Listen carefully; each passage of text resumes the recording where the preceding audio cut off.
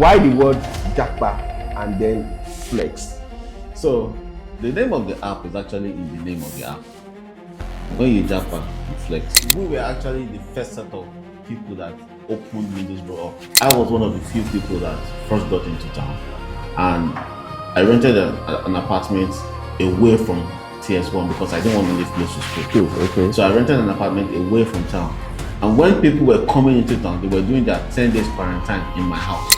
The cost of living in Teesside is probably the amount you're going to spend to rent a 3-bedroom apartment. Yeah. Is the same you're going to use for one room in a shared apartment in a place like London or Birmingham. So when the product came out, everybody came on board, downloaded. By the end of the second month, I hit 2,000. What we were about to hit 2,000, I realized that traction activity was died.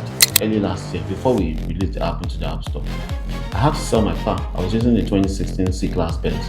Wow. I sold the car and I used the money to add to the project. How did you get into staying in Teesside? Okay, so when I was talking... I think you're the only black person. You're the only black. I'm the only Nigerian. Okay, you're the only only Nigerian. Yeah, 26 businesses for this people. And out of that 26, were 3 Africans. But I'm the only Nigerian. The things I've been able to achieve within these 5 years that I've been in this country, I did not achieve them with over almost 40 years that I was born and grew up in Nigeria. The things you've achieved in this country within the space of 5 years, yes. You did not achieve them in almost 40 years when you were in Nigeria. Okay. You know, Nigeria has this way of making you think that you will soon blow. Yeah. Because you will soon blow. You're almost there. But you will soon blow. Yeah. And 20 years down the line, you still don't blow. Building abroad. Good afternoon, AJ. Good afternoon. How you doing? I'm very fine. Thank you for having me. Yeah, welcome to Building Abroad. Okay. So basically, like every other guest that we have, I used to explain what Building Abroad is all about. So Building Abroad is basically about people that are building things abroad. So immigrants, black people, most importantly, they have traveled all the way from their country and now in the shores of the UK, especially people in Middlesbrough here, Teesside, Northeast, and they are particularly building something. So that's basically what Building Abroad is, and we're so excited to have you here on the show.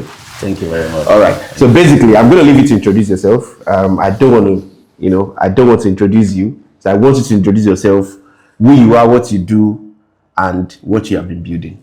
Okay. My name is Ajibola Agbaji, but everybody calls me AJ, and the old friends call me Mr. Selector. I'm a data scientist, I'm a business analyst, I'm a product developer, and I'm building Japa Flex. So if I may just give you a little bit of insight on what Japa Flex is about. You said it's just as you were introducing the program, but people that have moved into the UK and are building. That aspect of moving into the UK is one of the reasons why we built Japa Flex. So it's out of personal experience. You know, we humans are nomadic in nature. When I say nomadic, we move from one place to another. And this is not something that is new. It has been happening a long time ago, since the days of Jesus Christ, Father Abraham, Prophet Muhammad, peace be unto him. So since those days, we have been moving from one place to another in search of either greener pastures or maybe running away from persecution, becoming a refugee or asylum seekers in another land, in another country, or maybe you're going for tourism, trying to find a way to relax or to enjoy your life. And when you get into the new city, there's always one thing that is peculiar amongst everybody, which is disconnection. There. Basically, all the things that took you there is probably you've done a little bit of research, somebody is going to be your tour guide, or maybe you just find yourself all of a sudden in a place where you don't know how life is, you don't know the laws of the land, you don't want to be ignorant, and you don't want to make mistakes. That is what Japa Flex does. It helps you to settle in easily, connecting you with people within your local area. We use the technology called geofencing and geolocation technology, such that anytime you get into a new city, you can easily refresh your location. So your location captures that city, and then you get to connect with people within that city for your own personal benefit. Before we start talking about JapaFlex in retrospect and in big way, let's talk about you yourself. Okay. When did you move to the UK? When did you move to Middlesbrough, Teesside? And how has been your experience as a black person moving into a community like this? So I moved into the UK 2021 September. It was around that time that COVID was still, the talk of the town. So fortunately for me, I found myself in Middlesbrough because I know if I had probably moved into London or all those major cities, life might have been not the way it is. Basically, what I'm saying that in terms of what? Okay. In terms of cost of living, in terms of everything, there is more hustle in those big cities compared to places like Teesside. Cost of living in Teesside is probably the amount you're going to spend to rent a 3-bedroom apartment. Yeah. Is the same you're going to use for one room in a shared apartment in a place like London or Birmingham. Yeah. So I'm quite grateful that I got to go to Teesside University. So I studied data science. Okay. And the journey hasn't been well. I would say UK gave us, it made life easy in a way. Reason is I've got 3 siblings in Canada, and I know the kind of challenges they face. Canada is a very, very big place, and majority of Nigerians there complain of extreme loneliness, and then there is cold as well. So it is unlike UK here that you can easily see people within your geolocation. You're going out, if you see a black person on the road, you just know the person like, hey, what's up? It's easy for us, but it is not like that in majority of all these other countries.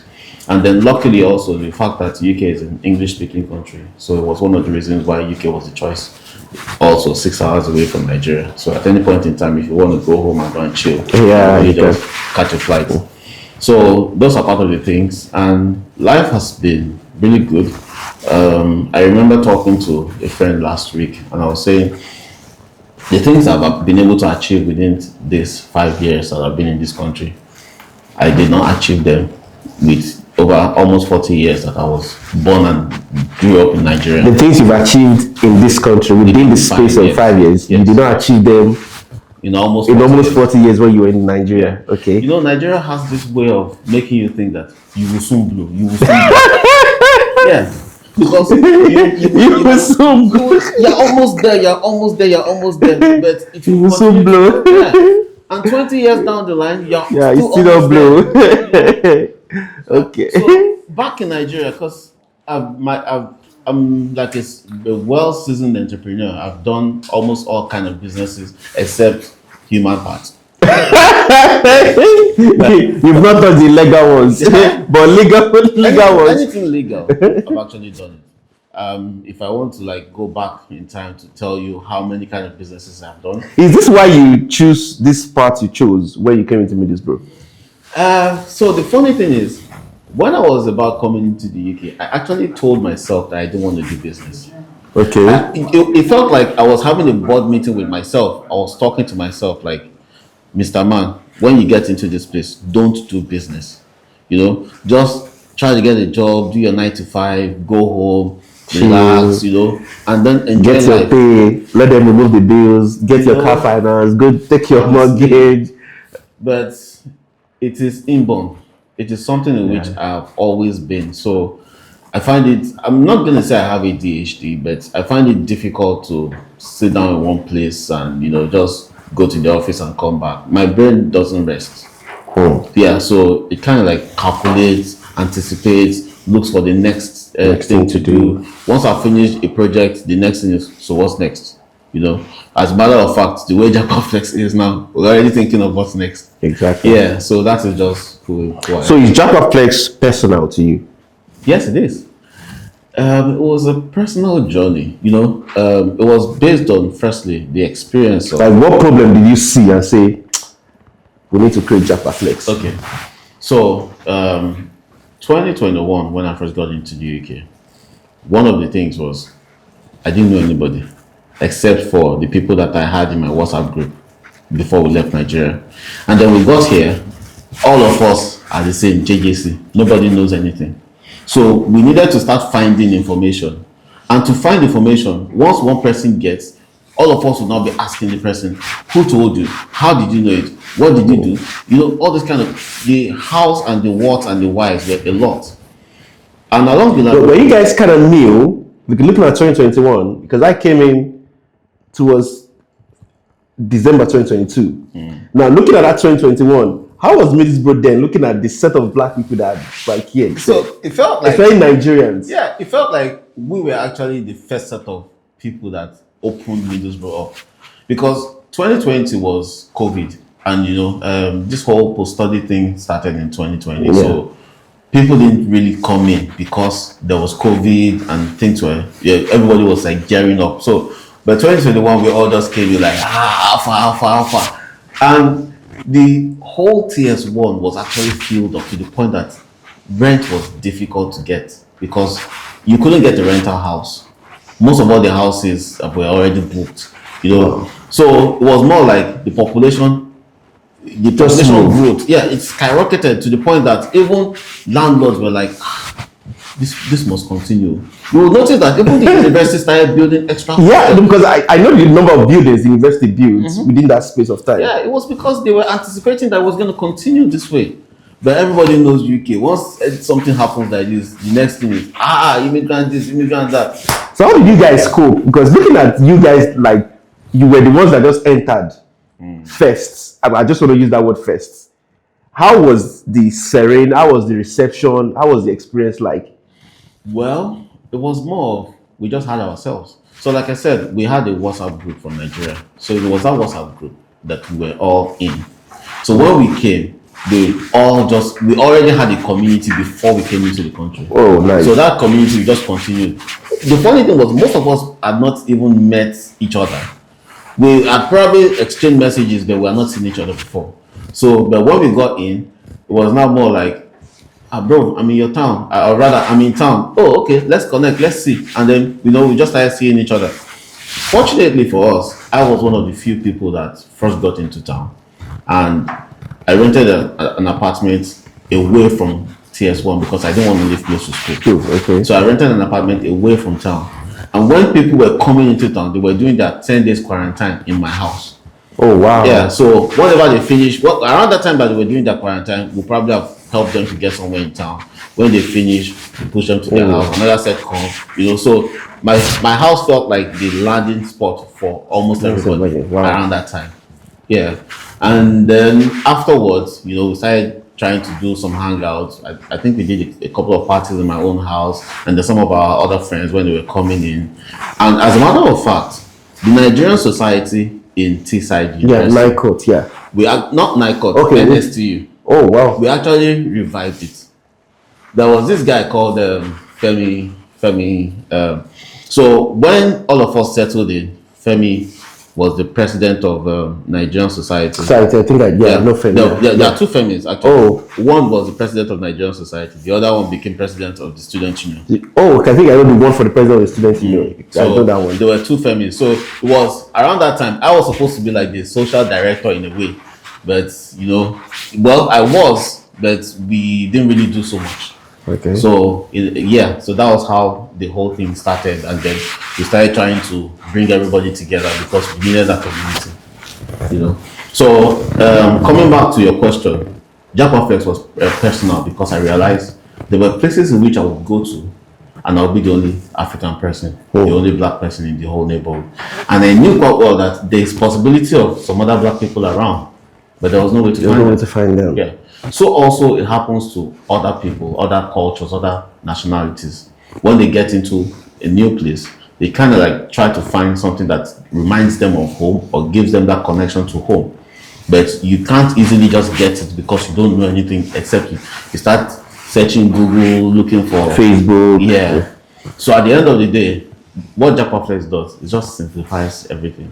Firstly, all you just need to do is switch your location, refresh your location. Once it captures the town, it opens you to all the users of the app in that city.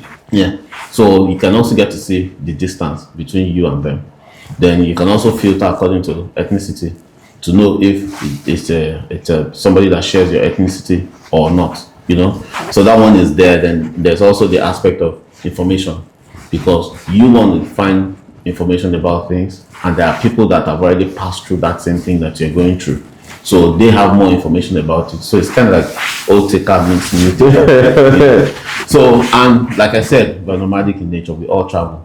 So it doesn't necessarily mean you coming from outside the country. Even within the country, you move around. So if I'm going to London, for example, I go with my JapaFlex, I refresh my location when I get to London, and I connect with people in London. Just easy. Wow. Yeah. What is like how was the reception like when you were starting JapaFlex? What was the hardest part when you were starting? Okay, so Or before we go into that, why Japa Flex? Because the word Japa, from my tribe, where I come from as a Yoruba boy, Japa means to run away. And this trend started with 2020, 2019. Japa. As people were leaving the country, it was called Japa. So if you sell somebody say, bro, I don't Japa, or you understand? We say, I've left the country. So why the word Japa and then Flex? So the name of the app is actually in the name of the app. When you Japa, you flex. So why did you call it Japa? Yeah. So why not another product name? So basically, why not relocation flex or travel flex? Okay. So firstly, we needed to. The idea actually came from me. So I thought about a name that is synonymous with moving. I won't say escape or run away. It's just moving, because we just move. Like you could say, if you're going to Abuja, you see Japa to Abuja. If you're going to Port Harcourt, you see Japa to. But you don't say you Japa to Port Harcourt. If I'm Port Harcourt, I'm going to Lagos. I say, I dey go Lagos, so I won't reach Lagos. Yeah, so it depends on the context. Because for instance, if you tell somebody now that bro, I don't Japa, they know what you're saying. Everybody knows what you're saying. Yeah. That you've left. This one is not that you travel. You've left. Okay, so the way Japa Flex actually works, it works differently in Nigeria and the way it works. Is it in Nigeria also? Yeah. Oh wow. Nigeria, yeah. It works differently in Nigeria because Nigeria is not multicultural in a way, because there are not much of diasporans in Nigeria. Nigeria is a multi-tribal country, but the other nationalities, they are not so much. Yeah, true. So it's just we. But abroad in Canada, US, UK, European Union, Asia, there's a lot of cultures. People are moving left and right. Yeah, so it works differently the way it works abroad than the way it works in Nigeria. But basically, how that name came in was just Japa and Flex. When you Japa, you flex. Yeah. And that flexing part is a lot. So it's kind of like, it depends. You could flex and say you're going out, you're hanging out, that's the flexing. You're getting information, is flexing. You're doing sports, is flexing. You're getting information. So the flex is broad. So that's just what that context is, just Japa. When you Japa, you flex. Let's talk about the hardest part when you were starting. Okay. Just because I know design process, products processes, ideation, and all those things. So we'll not talk about those technicalities in terms of that one. We'll talk about the fact that when you're starting it, what's like the hardest part? Is it users, or is it when you're developing the product? What's like or is it reception? How did the people receive it? Okay, that is going to be very, very long. So just permit me. Okay. When the idea first came, it was more. There was this lady friend. We were talking, and she was like, "You're in tech now. Why don't you just look for one app to build? Because people are using app to get COS. People are using app to stay in the country. Build one technology, something." For me, it was more like, leave me alone. It wasn't something in which I thought about initially. And then one particular day, I was just thinking generally, like I said, my brain doesn't sit. So I was just generally just chilling with myself and just thinking. And the first thing that came to my head was, if I go to another city, it's always difficult for me to meet people in that city. That was the USP for JapaFlex. And I just felt, what if there is an app where you just go into the city, you refresh your location, and then you're able to find people within that city. So as the idea for the USP came, I called that lady friend and I told her, her name is Naiba. I told her, I said, "Madam, what do you think?" And I just explained it. And she was like, no. Okay, at that point, I had not told her. But I called a few of my other friends that we did data science together. And I just told them, this is the idea that's in my head. What do you think? They asked questions, poke holes into it. I said, this idea is not refined yet. It just came in, and I'm thinking it might be something viable. It looks like there's something there. And all of them just said, there's possibility. It might sound good. It looks like it's going to work. That the solution is different from every other social platform out there. And it's something that might work. So I felt, okay. But this particular lady, she didn't even know about the idea. All she just kept on telling me was, just build something. Just think about it. Just build something. And then I said, okay, I was going to do it. But I didn't know how to go about it. So one particular day, when I realized that the stress of this woman was too much, one day she called me and she said, you are leaving this thing, Do you know what they call angel of ideas? I said, well, she said, what if you don't do this thing now? In the nearest future, somebody else is going to do it. And then you'll be like, I had this idea, but I didn't do it. And I felt, okay, I've heard you. So one day, I remember I was in Primark. And next thing I just did was I just looked at all the friends I had that were, that their skills would fit our project, product development. I had some people that were product owners, I had some people that were BA, as product designers, and I just created the WhatsApp group, just added everybody. Oh wow! I didn't even tell them. That's some level of That's some level of intentionality. So after I created the WhatsApp group, all they were asking, what's this? What does? Who created this group and everything? I said, guys, just chill. I created this group. I added everybody because there is a reason. I have a product I want to build, and I want us to be in it together. So I said, we're going to have our inaugural meeting in 2 weeks, and I'll share you a detailed documents on this project. As a matter of fact, at that time, I had not written business case. There was nothing. All I just did was the idea. So within that 2 weeks, I sat down to articulate this particular idea to make sure that everything came out the way I wanted it. And then we weren't really using ChatGPT as at that time. I think it just came out, but not really. So I wrote everything out, and then I sent the document into the group, and we had our inaugural meeting. So from the meeting, everybody shared their ideas, and the conclusion was that there's something here, and we can build it. But along the line, some of them told me categorically that, guy, I won't lie to you, I'm not going to be available for this thing because I have a lot of things on my plate. Some of them had marital, obviously married and all of that. So along the line, the group fizzled out because most of all the members didn't have our time. And the way UK is, every single thing you do, you monetize it. Like your time is money. Monetize, yeah. And for you to build this product, you have to spend money. It's not like we had any pre-seed or any investment. So everything that was for the product had to come out of my own pocket. Luckily, around that period, I was doing some jobs, and the job was actually paying well. So I was earning good money. So I was able to keep some money for the project. Along the line, when I realized that the members were fizzling out one by one, I just knew I had to roll up my sleeves. So I joined the Teesside University Launchpad Accelerator. So it's kind of like for ex-students.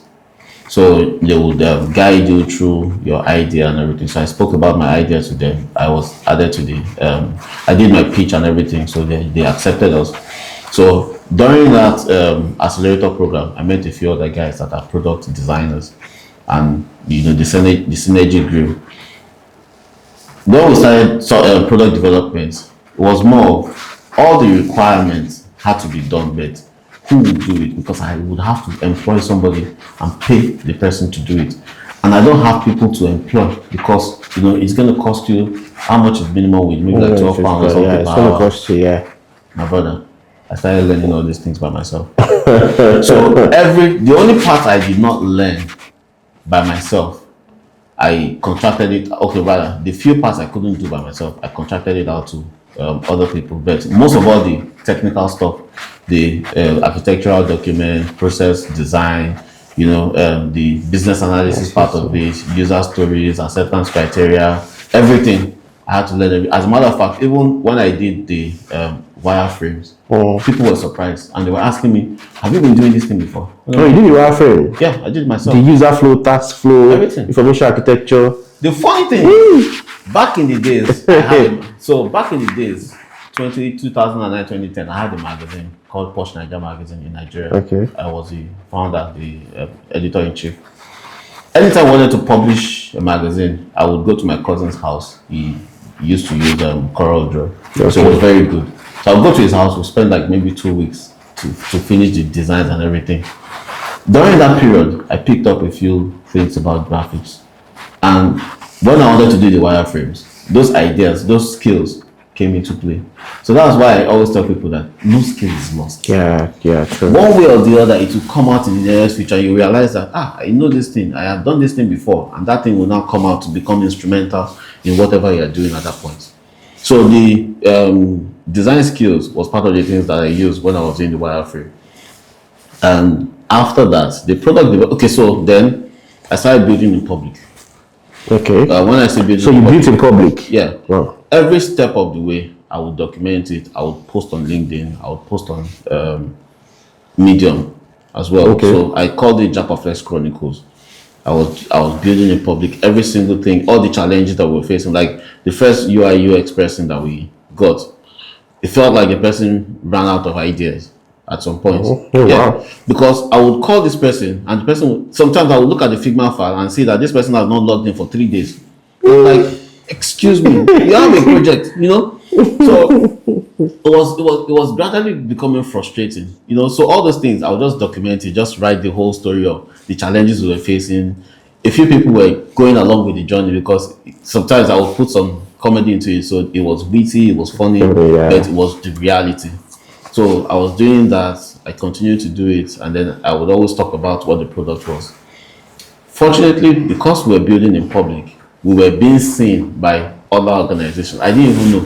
And that's why I always advise people that just continue doing it. You don't know who is watching. Who is watching, yeah. This, you don't know who is watching, is one of the things that got me onto the Stable program. We'll get there before we go into Stable. Now let's talk about how did you approach the market?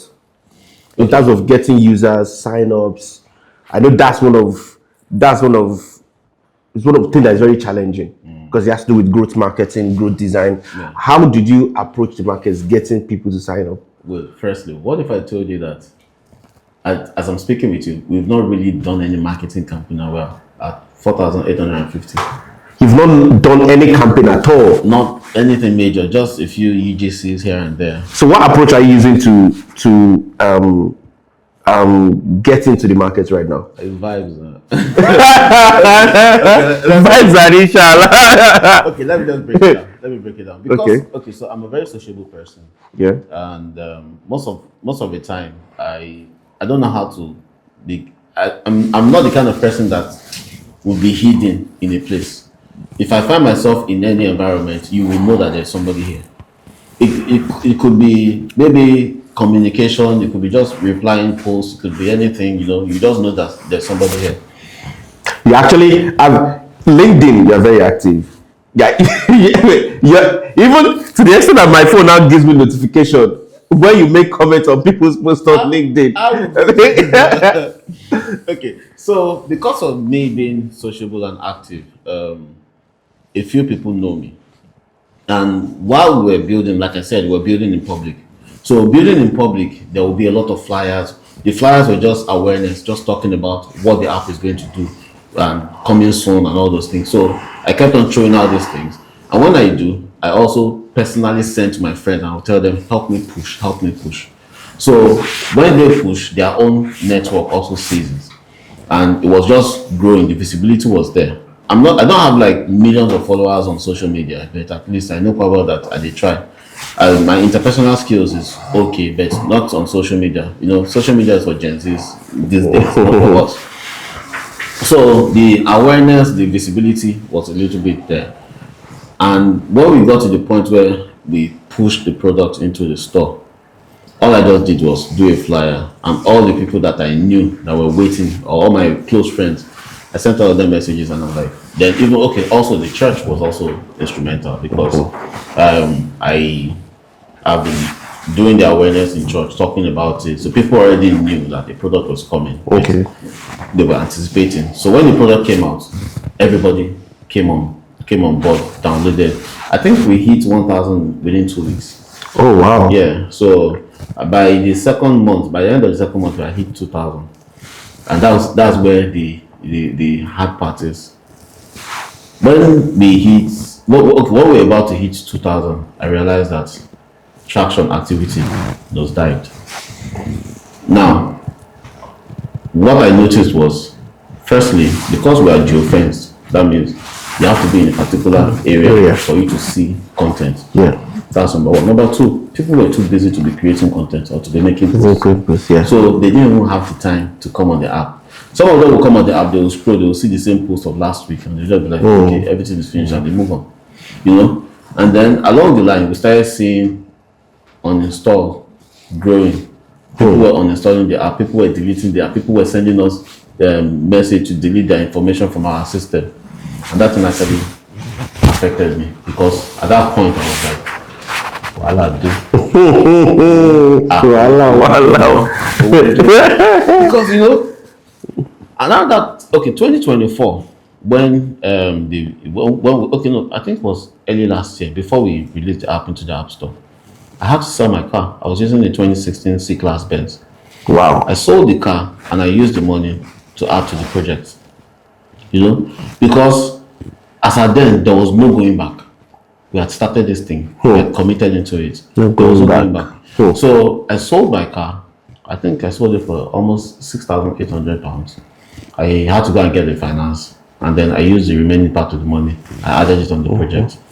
So for people to now start uninstalling the app, it affected me. And at that point, I was quiet. I was by myself. I prayed a little bit. And most of the time when I'm going through all these kind of situations, I just probably try to sleep, because I know that my brain doesn't rest. So it is when I'm sleeping or when I'm trying to sleep that ideas come. So I just felt, if nobody is going to be an influencer on my project, let me be an influencer myself. Start from somewhere. So we now created a particular type of verification called the premium verification, such that if you make a post, the whole country sees it instead of your geofence. Okay. Yeah. So with that, it now started giving me access to everybody, anybody that is on the app, the whole of UK. If I make a post, everybody in the whole of UK will see it, because I gave that gold verification to it. So, and then I started looking at topics that were interested, that people were interested in. I started talking about it. So, I'll just say, sometimes somebody will just comment from Aberdeen, somebody will just comment from Scotland, somebody will just comment from London. You know, so I just knew that, okay, there were some people on this app, but they were not just very active, but they were there. And we continued doing that. I just felt there is no need to stress, because no matter how it is, firstly, there's no going back. Secondly, we will still grow this thing. So we just need to take some time to grow it. Grateful to God, as the whole thing continued to, you know, when the numbers actually stalled, it got to a point where having maybe one download a day, two downloads a day, you know, and it was around that time that the stable program that you were talking about, that we got on it. And grateful, because it came with some funding, it picked up. Yeah, so product development, because obviously we were competing against the big dogs. So product development was very, very critical. We needed, even if we are not there, we needed to make ourselves look like we were there. Okay. Okay, perception. Yeah. So then as at that time, some Nigerian users were already converting on the app. Some of them just became loyal to the platform, such that every day you will just come around, just make posts, talk about things and all that. And their own loyalty, they were not the ones giving me feedback. We need this, we need that, we need to be able to do this. So user feedback now became our benchmark for every single thing that we're doing, because we were competing, like I said, against the big dogs, against the X, the Facebook, the Instagram. So we needed to give users at least the minimum features that they were getting from those places, even if we've not been able to build our own to the point that it's going to make us stand out. At least we needed to give them the regular things that they were able to get from other places. So when they give us feedback, we would go back on the drawing boards and say, okay, let's look at it. What is this feature going to do? Will this feature be good? Yes, it's going to be good, and then we do it. So, and also because we're trying to avoid feature creep, we don't want too many features. Yeah. So, whatever it is that we wanted to do, we took our time to do it. I had seen quite a number of apps that also came out, and before you know it, they would just build something, their app will crash. There were too many, but ours did not go through that process because we were testing, like rigorous testing. For anything that came out, we would obviously test flight. That's the reason why I have two phones. This Apple phone is not. I'm not using it for anything except test flight. That's right. Yeah. So we would test and test and test and be sure that everything is good before we push. Now let's go into Teesside stable. How did you get into stable in Teesside? Okay. So when I was talking, I think you're the only black person. You're the only black. I'm the only Nigerian. Okay, you're the only Nigerian. Yeah. That how many people got into stable this 26. I 26. think it was last year till March. Yeah. From October last year till March. 26. 26 businesses for the stable. And out of that 26 were 3 Africans. Wow. But I'm the only Nigerian. The 3 Africans as well, the 2 out of them were not African passport. They had one of them had British citizenship. Like British. The other one had French citizenship. You know, so you're like the African Nigeria. Yeah. Okay. So when I said I was building in public, that is where it came from. Okay, around that 2024 ending, when we had started developing and all that, doing everything in public, I was going out to events, networking events, any event that I saw, I would probably find a way to go out and just chill, see who is who. And I was meeting people, and I would tell them about the product. And when they ask, I was like, the product is not out. Okay, no, we had the test flight, the test version. I would show them the test version and say, it's not out in the App Store yet, but we're still building, So it was around that time I met a few people from Alt Labs. I met a few people from Tees Valley Combined Authority, from, most of all the organizations around here. There were times when they would do like a major event in Middlesbrough Town Hall. I would go there as well. AV dancing. So I was meeting people and I was just connecting. But obviously we didn't have any product. When the product came out last year, there was an expression of interest form.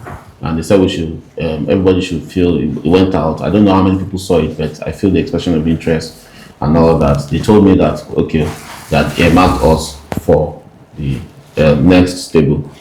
Okay, let me just digress a bit as well. The stable of 2024, some of my guys, I had some Indian friends. Okay. They were part of that stable. Their product is called PlatVix. PlatVix. Okay, PlatVix. Yeah, it's AI tool for investments. If anybody that's probably trying to raise investment, or you're a founder, and the whole process of you being the founder, writing your pitch deck, and so that was their own product. They were part of the stable for that year. Okay. So sometimes because we shared the same building, their office was just a couple of blocks down from my own office. Okay. We would always catch up and talk and all that. So, and I just knew that I wanted to be on the stable for the following year because I was unable to make that 2024 stable cohort. When 2025 came and the expression of interest came, I feel the expression of interest. And then I think around maybe July or August, they did this mega event in Teesside University, that new building, I've forgotten the name of the building, that new tech building. And after that, there was this thing they called pre-flight. It was open to anybody that wanted to, because if you have a business, just fill it and then they would shortlist you, go for pre-flight. So the pre-flight was 2 days program where they did this value proposition, business model canvas for you to understand the kind of business that you wanted to build. A lot of people came on that pre-flight. And after the pre-flight, we were told to do a pitch video, like 3 minutes video, or I think it was 2 minutes or 3 minutes. Just give a rough summary about your business and why you want to be part of the project. And then you talk about the innovation, the scalability and everything. And I did. And then they called us all for interview. So everybody also went for the interview process. Same. After the interview, I remember I went to service my car in Sunderland, so Arnold Clark, and I was so tired that day. I had actually practically slept off. We are all waiting for the news about shortlisting. So I practically slept off in the car. Then one of my friends called me and was like, "Have you checked? Have you received the email?" I said, "I never see email. I just opened my phone. I just saw the email." I was like, because we already knew that it was going to come with funding, So at least every month we knew quite well that something was going to come to support the business. Yeah. So the resources was just a lot, and in this region, if you are building, you have to be in Teesside Valley Labs, Out Labs, yeah, because the network is actually there. Wow. Everything you need, resources, is full there. If you are not in that place, I'm not trying to brag about Alt Labs, but Alt Lab is where things are happening.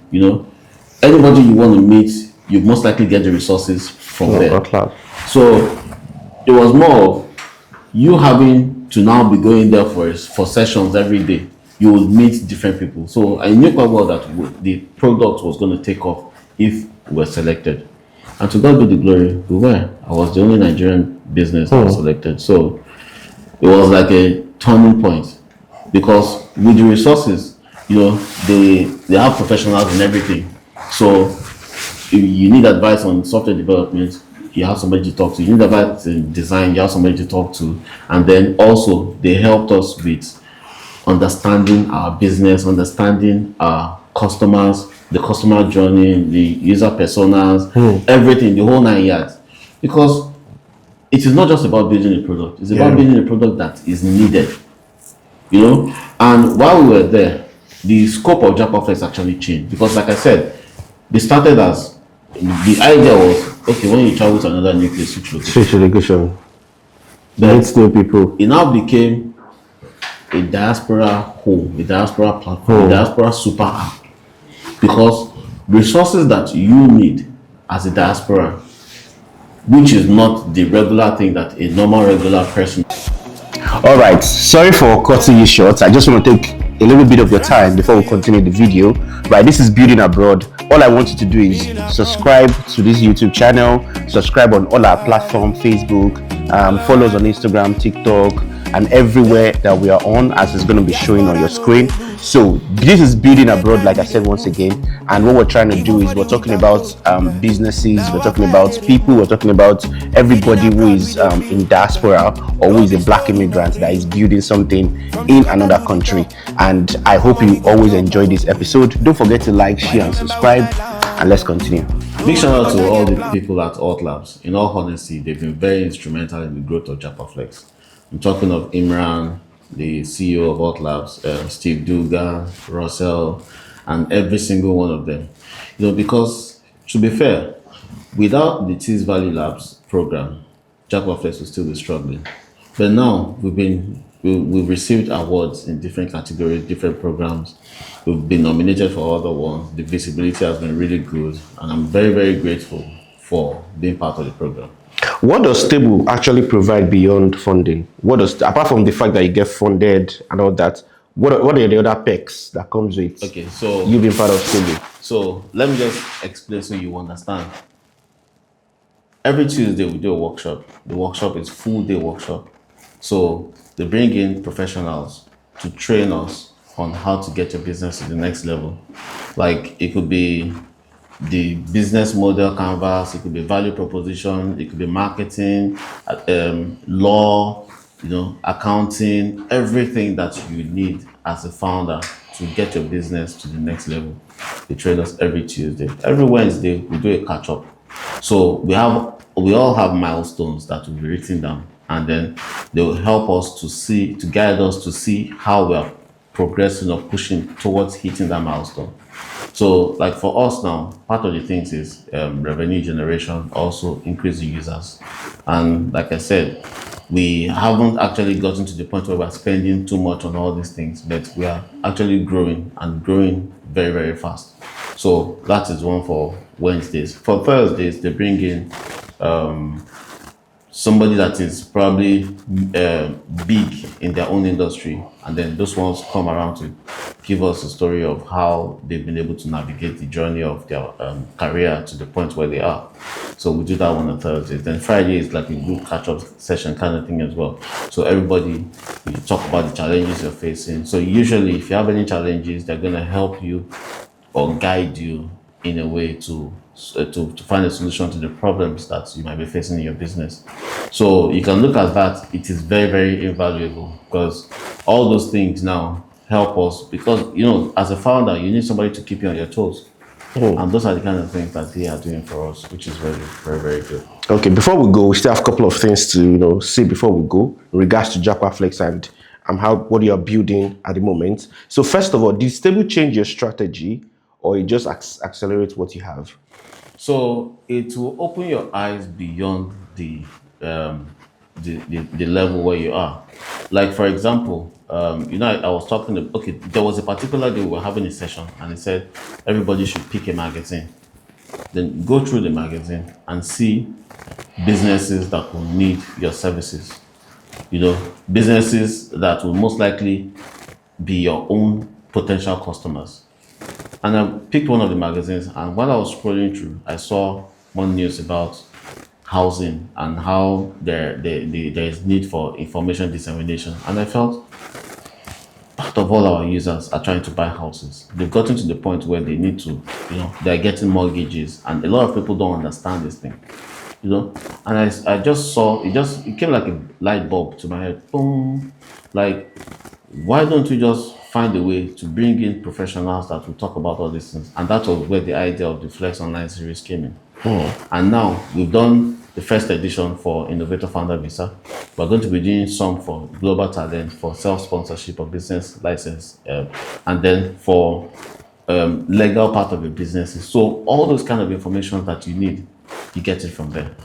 That was where the idea came in, Then the other part was when we said JapaFlex is now a platform for the world's diaspora. We are the first platform, the first app that is building to target the diaspora community. And initially before it was more immigrants, but now diaspora is broad, yeah, and it's everywhere. Over 300 million people don't live in their home country. Over 1.5 billion people travel around the world every year. Those are our markets. It opened my eyes to the possibility of, there are some food that I have left on the table. And it made me see beyond what I was seeing. So if I'm going to say Stable helped to smoothen the value proposition of JapaFlex, is part of it. What advice would you give founders in Middlesbrough who are thinking that the ecosystem is small, who are thinking Middlesbrough is just small? What advice would you give them, founders? Firstly, I would say they need to be at Alt Labs, Flock. You need to be there, because that is where you get to realize that there's a lot of things going on that you don't know about. Secondly, look beyond your current space. There's, as founders, we carry so much burden of trying to do these things by ourselves because the cost of labor is high, it's expensive to employ, and anybody that you want to bring on board will most likely be requesting for equity or stuff, So we try as much as possible to want to navigate all these things by ourselves, and a few people just try to use ChatGPT on it. But when you start to talk to people that are professionals, that are experienced, you will realize that there are things that you've not even thought about, So it is not just about you having a business idea. It is about validating those ideas such that you're not going to just be building something fancy because the idea came into your head. Yeah. You don't want to build a digital desert. Digital desert is a place where there are a lot of apps, but people are not using them. And what is the use of an app when nobody's using it? Statistics say about 8 out of every 10 apps fail. And it's because they're trying to build a product that is not needed. It is difficult for people to move from what they are used to your own new platform because you built a platform. And there is also this thing we call mom test. That's part of the things I also gained from them. Mom test. Your parents would always support your business, no matter how terrible your business idea is. But it is the outside people that will tell you this business is actually going to, I need this business for myself. So people that are going to tell you the truth are not your close family members. They're people outside of your circle. So that mom test is also important, and you cannot get all the information you want when you're just within your own close circle. Wow. Yeah. Thank you very much. Thank you really for coming for the shows today. Lastly, before we go, what's new about JapaFlex, and where do you want to see JapaFlex in the next 5 to 10 years? Oh, okay. What's happening? What's the new updates? What's going on? And where is JapaFlex going to be the next 5 to 10 years? So we have just finished our forum and our group chats. Quite a number of functionalities actually. So I'll just go through them one after the other. The forum is where discussions go on. It's not just about posting on the timeline where somebody scroll and then it gets missing or it gets lost in the timeline. But the forum is a place where no matter where you are in the world, if you're going, okay, for example, you're in India, you want to come to the UK, you don't know how UK operates, all you just need to do is go on the forum. You would see stories about things that are happening in the UK, how people are navigating it, things that you need to know or understand, how people have gone through it. It's not just about people creating content. This is people that are here, lived experiences, and you can easily contact them from the forum. The forum has been finished. We're just testing and we're about to push to the App Store. Group chat as well. We've actually finished group chats. Now, one of the innovative things about JapaFlex, we are very keen on privacy. Because you can easily meet people, you don't want anybody to just enter your DM and just be a nuisance in your DM. So we did it such that if nobody can send you a DM except you are connected to the person. Okay. So you have to send a connection request. The person will accept the connection request, and that is when the DM icon will automatically now show up based on the connection. So we've also finished the group chat functionality, and that one too. You can't just add anybody to a group chat. It has to be somebody you're connected to. So the group chat functionality is also coming. And then our advertising, we've just finished our advertising platform. Okay. We did the one for the admin, so it is now left for the other one for the users. So advertising platform is also coming. We've just finished it. We're rounding everything up. So the update is going to be very massive. And also, because we've been talking about tech all the while, we decided the best way to give back is to also have our own kind of like edtech platform. So we have what we call Flex Academy, which is coming. So that Flex Academy, one of the advantages is most people when they go learn tech, not necessarily coding, like business analysis, product design and all that. The real life experience is always one of the challenges, because when you learn the theory part, you need to also have the practical knowledge. But the practical knowledge is where people miss it. And when they start to look for work, it is always difficult because nobody wants to employ you without the practical experience. Anybody that comes on our own Flex Academy, we will also be able to give them that access to build with us. Okay. Since we have a product that is going on. Yeah, so we have quite a number of products that we still want to build. So we'll give them assignments, real life assignments, where they would build with us and they will be integrated into the system to understand this process. So it is not just we trying to grow numbers. No, it is us trying to get quality knowledge out of it. Yeah. So Flex Academy is also coming. So we've got quite a number of things on our plate. Wow. It's really, really insightful. Thank you so very much for joining us today. And one thing that we know is that as we continue to build, we'll continue to get more exposed and continue to get more impact into the system. Just lastly, I just remembered this. Stable is ending. What's the next thing after Stable? Are you looking to venture capitalists? Are you to getting more fund? What are you doing after Stable? Yeah, so currently we are processing our SEIS. Okay. So we're hoping to raise investment very soon. And also we hope to expand into other markets that we don't have a presence. Okay. So like the plan was to go to Portugal later in the year, but the way EU operates, you have to have an office in one of the EU countries. So we're going to be setting that up. We're going to expand into North America and also the USA, and then also capture the African market. So there is quite a number of things that we are hoping to achieve, but the most important part is investment. And then you talked about the plan for the next couple of years. So for a product person, you need to have an exit strategy, and the exit strategy is either we IPO or we exit to a bigger company. In a So company. yeah, so if when we grow and we become big, and some people come in with $1 billion, let's The go hype there. you straight. Peter, I want private jet. Nice one. One word to immigrants in the UK. One word to immigrant in the UK trying to build something. One word in advice for them. Don't limit yourself. Don't limit yourself. You've heard it, everybody. And this is where we're going to come to the end of today's episode of Building Abroad. And we've enjoyed amazing session with AJ, the founder of Japa Flex. And I'm also on Japa Flex, so we're enjoying the product. I will advise you Download our app. go and download Japa Flex now on Apple Play Store, Google Play Store. The user flow from the onboarding is seamless. The user experience is seamless. Be part of it. Let's push it. It's our thing. It's for people in diaspora. Now it's becoming big, like you've said. It's becoming a hub for people in diaspora. Let's do this and let's encourage ourselves to do better. Don't forget to follow us, watch this episode, follow us on our social media platform as shown on your screen, and I'll catch you